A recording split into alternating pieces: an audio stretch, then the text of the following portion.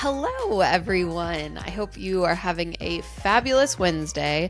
I just spent the most lovely afternoon chatting with Amanda Hesser, who is one of the co-founders of food52, a brand that I love. I use for gifting all the time. I use for recipe inspiration. And now I'm just inspired because I want to create the next food52. If you don't know who Amanda is, she's had such an insanely action-packed career in the food space. She was a writer and a food editor at the New York Times for many, many years. She's written best-selling cookbooks, two of which are on these shelves right behind me. And she's also written, by the way, a fiction book, which I really wish we could have talked more about, but I had so many other things to ask her about, but she wrote a book called Cooking for Mr. Latte that is truly one of the most beautifully written and just like loveliest quick read, but in a good way. You just like want to learn more about this relationship and the way it's unfolding. And there's all this like gorgeous food imagery. It's the story of how she and her husband started dating and fell in love, living in New York City. And it has food imagery woven into it in the most beautiful way. There's like tons of recipes throughout the pages. Anytime she cooks for him, she then shares the recipe. It's just fabulous. It's such a great read. And I've tried to find it online many times to send it to friends, yada, yada. And I guess it's out of print. It's very hard to find, but I will try to find a link and link to it in the show notes. Anyway, that's like, it's shocking because it's this wonderful book and it's just this like absolutely tiny, minuscule part of her career. We don't even talk about it in this episode.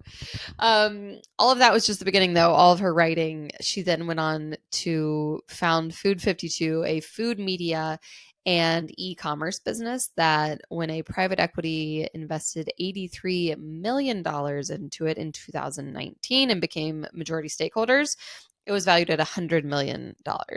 It is now reported to be much greater than that. You'll also hear about the very simple practice that is making my days better and just like more enjoyable and just kind of making me feel more confident. And you'll hear the life philosophy that Amanda learned from a friend and now uses to put her life and her priorities kind of like into perspective and just kind of like reground herself whenever she needs to kind of come back to what's important to her. Amanda is also very into a cool racket sport. And no, it's not pickleball. So she'll tell us all about that. Here's Amanda. Amanda Hesser. Oh, this is a podcast about the things that we are so into right now. And I'm so excited to hear about what you are into, but to give you a chance to gather your wits and think about it, I will go first. Are you ready for mine? I am so ready.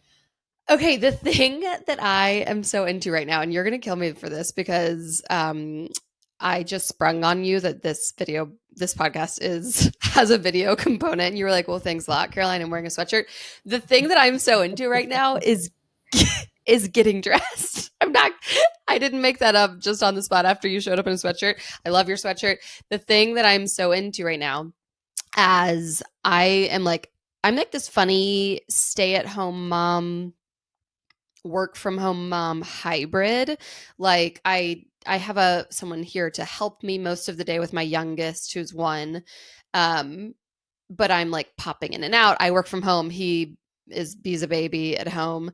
And so I can go weeks, days, weeks, a month where I don't put on like a hard pant, like no sort of structure. Hard pant. That's a term, an official term. I like it. That's the technical term. Like zero structure can touch my body. Like we're athleisure all day, every day.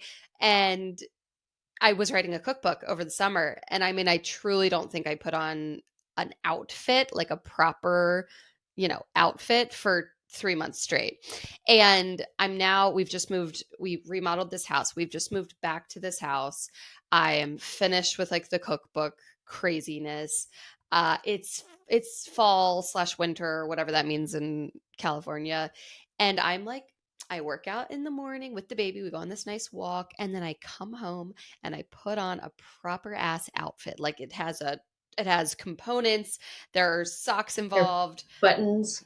There's a proper bra. There are buttons. Like there's all the components that make up a proper outfit. And it feels so fun and good. And I feel like more motivated to do the things that I need to do in my day. Like, what does it make you feel like you can do that you can't do in sweatpants? Like, okay, even just I record a lot of content, right? Like I'm a content creator, and even just showing up to film like a sponsored content thing with my hair properly brushed out, a little bit of makeup on, call it vain, but like vanity is sanity. I feel just like more put together.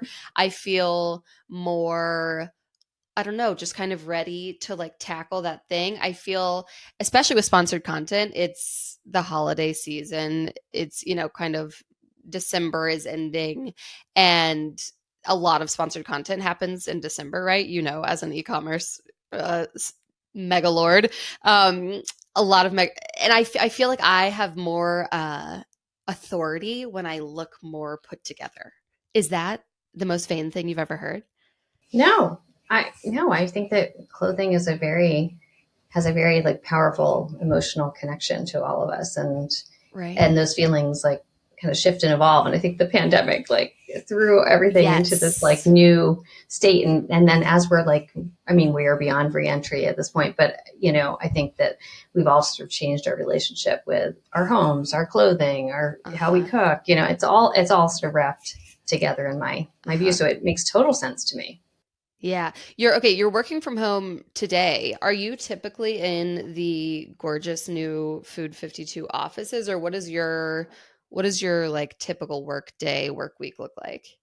I've been working home at home a lot lately just because of the nature of the work that I've been doing, which is more uh, on my own. And I think that, and so I kind of like being, as you can see, I'm in a very sort of small study. I like kind of small, Yeah. cozy spaces to work from. And also my husband's at home. So it's nice to be able to like be together during the workday. We kind of visit each other. He's at one end of the apartment, I'm at the other.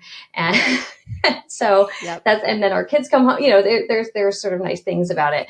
But, then there will be periods where I go into the office a lot or I'm traveling. So I feel like it's really lucky because I have variety. I think if I was Uh-huh. here every day, all the time, like I was, as we all were for a certain As period we of all time, were. back in the period we shall not name. Don't even Yeah, talk about it. yeah, let's not talk about it. That would get old after a while. Yeah. Okay, so when you work from home, what's your stance on a structured pant? Are you soft clothes all day every day, or like do you think getting dressed makes you vibe better with yourself too? Well, because I'm in the kitchen and sort of doing things in the household sort of throughout the day when I'm home. I actually I don't want to be in things that I could mess up and feel mad Mess about up. messing them up. Uh-huh. So I have kind of invested in nicer, softer clothing, Yes. but things that That's aren't key. too unstructured, like that, I want to Yes. have something that I can sort of feel around my waist, but I also don't want Yep. it to be like, I'm very there's been a movement away from jeans that have some stretch to them to like back to jeans that are 100% cotton. And literally, whenever I look at a pair of jeans online that I'm interested in, the first thing I do is look at the thing. And if it says 100% cotton, I don't care how great they look. I'm like, I'm done. I'm done. I'm out. Sorry. Can't Don't do. delete. Don't even, I don't want to ever look at this brand again. I will never Yeah. support this brand again. There, Yeah, I can't tell you. I love Rachel Comey and I wear a lot of her clothes, yeah. but I have thought many times about writing her a letter and saying, can you just please put 1% spandex Yeah, into your, 1%, or 2%, lycra or little whatever bit it of, is? Just a is it little. lycra? So Yeah, I just a don't know, so little that I bit can in eat a there. meal and then not feel like I'm Right. constantly distracted by how uncomfortable I am in my Right. jeans. Yeah, it's a funny thing because I will say those structured zero lycra pants, they really do sadly like look better. Like they just kind of hold everything in and they do things to my body that I like. But then like you said, I'm not eating lunch and enjoying it. I feel sad after 2 bites of my burger. So what's the point? What's the freaking point? Okay, Amanda, what Yes. are you into right now? Okay. So I'm into two things. I was Good. thinking about this, and one is kind of lighter and one is maybe more serious. So Excellent. which one do you want first? First, serious. Okay, so my friend Liz Paley, who is a communications and marketing consultant, she has a company called Framework. She's very thoughtful about everything. She had just bought this apartment in San Francisco. And so she was committing to having this bi-coastal existence. Mm-hmm. And it was a really big decision because it was like, using a lot of her savings and, really altering her life. And she was saying that how she came to the decision was that she really thought about what is enough for her in her life. She felt like she had great friends. She had, she had just put a lot of thought into what was enough.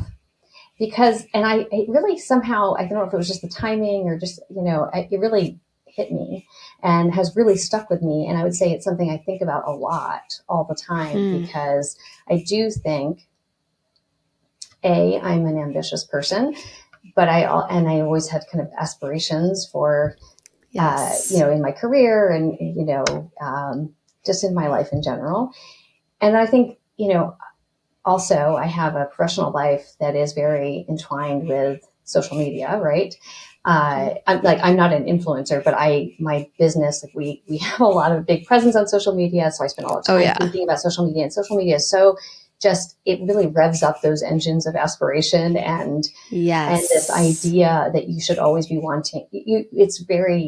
It's not even subtle. It's just like there's this constant like messaging, unconscious messaging that you should always be kind of wanting more and better and this and that. And I don't know. I think that when she said it, it just struck me that like, yeah, you get kind of caught up in all of that. And I have spent a lot of time thinking about what is enough and what does that look like in my life. And it, when you can start thinking about it, and have clear ideas around it, it really makes you feel happier about your life because you don't feel like you're constantly behind or not having something that you feel like you should, or something you don't even know what it is that you feel like you should keep striving for. And yeah.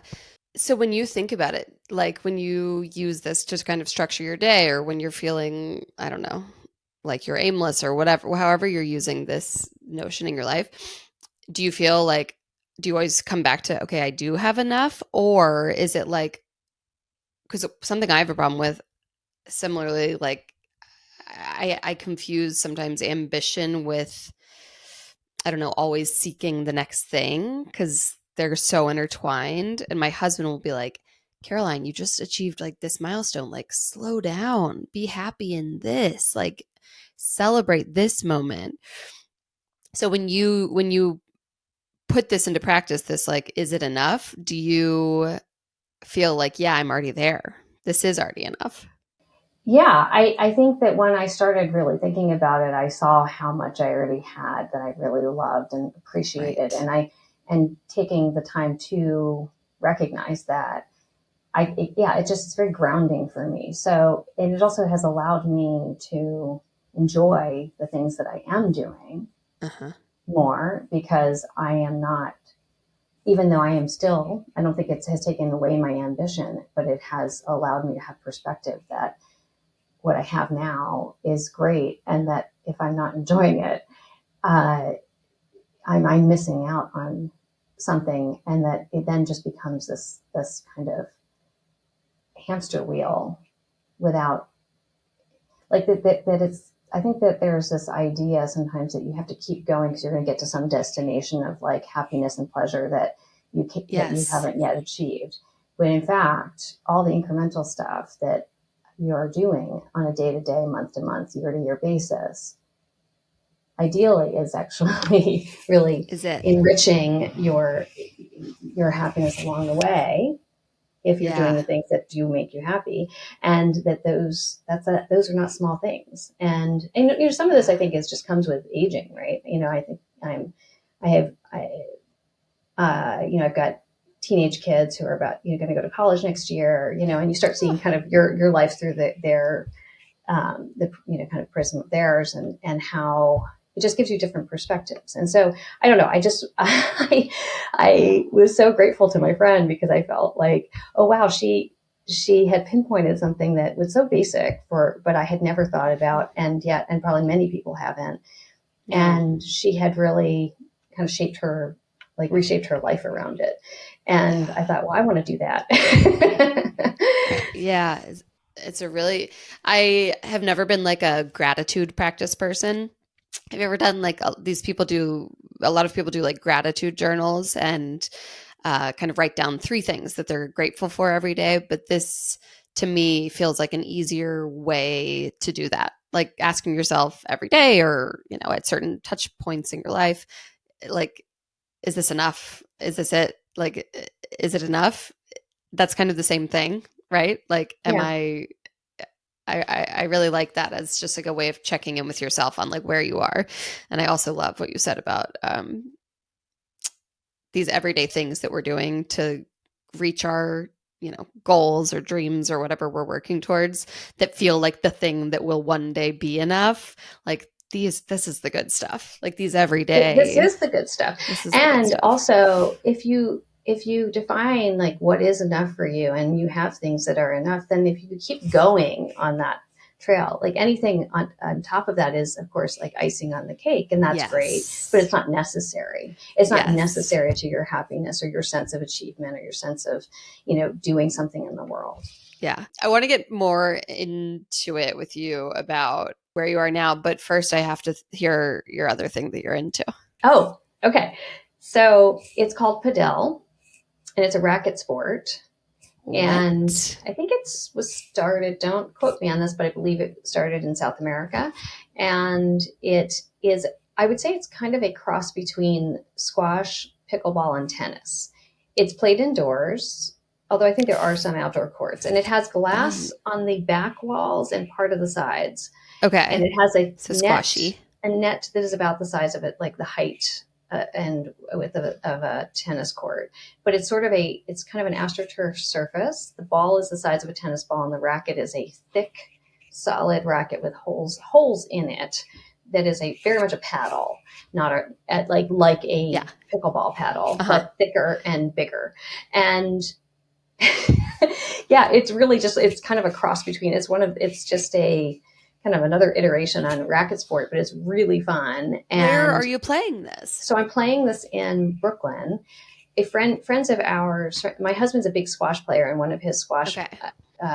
partners took it up and and had his birthday party at this Padel Center in Williamsburg that I didn't even know existed, and went there. And there were like 5 or 6 courts, and it was really stylish. It was like, it had this like sort of Ooh. this lounge area that was really stylish and had really good food and snacks. And I was like, wow, this is pretty great. And then we all got lessons. And it was really fun. Yeah. I like the racket sports. So I was like, this is cool. And it's so nice to be able to find an indoor sport that's like really Yes. active in New York. It's hard, because actually tennis is really hard to do in New York. There's very few courts, Yes. and the demand is really high. And a lot of them are outdoors. So, there's very few indoor for the winter. So I learned later that it turns out that this Padel, it's called Padel House, Haus, was started by a guy who owns restaurants in New York, Uh, Cosme, for instance, which like some of the better restaurants in New York, and which explains like the I was gonna style and the food, say. and then I was sold. I was like, okay, good food, good snacks, stylish Understood. furniture, and a sport I like. So they built another one in Dumbo, which is closer to me, which I can walk to. Whoa. And so now I'm super into padel, and I'm telling everyone about it because I think it's a really fun game. Yeah. And you play, it's a lot of co-ed playing, it's a lot of doubles, and I'm trying to get actually the padel house that This I is go so to. fun. It's a lot of men, so I keep trying to tell my like women friends. Yes. I'm like, come on, pick up padel. Okay, We well got to mix it up. this will help. This will help. We have a lot of female-based New York listeners. So ladies, get over to Padel House and hit Amanda up for what is it? 2v2? It's one. Two versus two. Oh my And gosh. I yeah, can't believe there's a entire, I mean, I guess I yeah, should be able to believe that there's a sport that I've never heard of. I'm not a particularly sporty person, but I do love a paddle sport. I love tennis. I love pickleball. I'm in oh shock that there's an entire two sports complexes in Brooklyn of a sport that I've never heard of. yeah, whole new world for you to discover. Okay, well, next time I'm in New York, I would love to come play padel with you. I have a few questions that I ask everybody who comes on. And the first Okay. one is, we know what you're so into. Uh, I loved hearing your two very different things. What is something that you are so out on right now? Okay, I have two things. I'm sorry, I'm all about the twos, and they happen to be fashion things. Okay, so the Oh, quick one is I am. Let's just say I've never been in on this, but I'm so ready yes. for it to be out on that. Them is like short shirts and short sweaters, Oh, like cropped. cropped. Yeah, sorry, thanks, cropped. Yeah. Just Yes. no. I don't. Yep. No, it's not working for me. The whole, what are they called? Gen Z, right? The generation below. Gen Z is all so much body all the time. And I guess like great for them. I want anybody to do what they want with their body, but it is so frustrating when you go to buy something and it doesn't cover half your body and that's not what you signed up for. Yeah, I yeah, and I like a long t-shirt. I like a Love it. cardigan. I like a cardigan sweater that kind of goes down, halfway, down my butt, not Sure. at my high waist. Yep. And so I'm very excited. I noticed that has started to wane a bit, Yes. and I am welcoming it with open arms. I'm like, bring on the long sweaters again. I like it. I Ugh, like that. couldn't. I like Yep. the kind of big boyfriend sweater. I like that kind of thing. Hmm. And so that I am so done with. And then the other So thing done with. is I was making my Christmas list and I was like, I need Yes. new like workout sneakers. Yeah. And like I just want like a sneaker that doesn't have it's not so tricked out and like has like crazy colors or like sparkles or like Yes. kind of weird like Gold. like bulges and Yeah. features and bubbles and this and like I'm like can I just get like a really comfortable like shoe that I'm not going to feel like is a pair like a circus Yeah. on Yeah. my feet. And so Totally. that's what I'm yeah. And it can't be a white sneak because you live in Yes. New York No. I do not. City. Yes, I'm so not into the whites. I was never into the white sneaker. Yeah, because they get dirty instantly. I don't even want to have like I Instantly. don't even want to have a white sole. Do you know the Ultra Boost, the Adidas Ultra Boost? Like they are Ooh. so comfortable, Yeah. but they're all wacky. I'm like They're all tricked out. yeah yeah. So Yeah. It's not the shoe for us. Like just give me a beige equivalent of a shoe, but I don't want it to be beige. I just want it to be beige in mindset. You know? Give me a beige sneaker. Is that so much to ask? Asian mindset. Yeah, A I like that. beige mentality. Yes. Um, okay. What was a good IRL LOL of the week? So this is an in real life LOL. So something just that happened that made you laugh out loud and just felt really good to laugh about. Yes. So my kids, I have boy and girl twins who are 17. They're seniors in Yeah. high school, and they had a friend over. And I feel like we all have our memories of our childhood, and then there's reality. Okay. And Okay.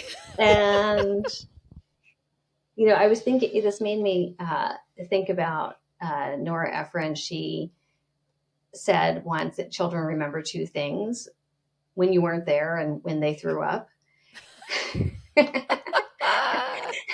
And so I'm like God, fiddling around in the kitchen, so and my real. my kids are at the breakfast table talking with their friend, and one of my kids starts talking about how bad their birthdays always were, and how in fact one year we had taken them to Eastern State Penitentiary for a tour, and and like, can you believe that parents would do such a thing to their innocent children on a birthday instead of going to like the go-kart center. And I just thought it was the funniest thing on earth because, first of all, it is true we did take them to Eastern State I was going to Penitentiary. say, And I recommend. Have you been to it?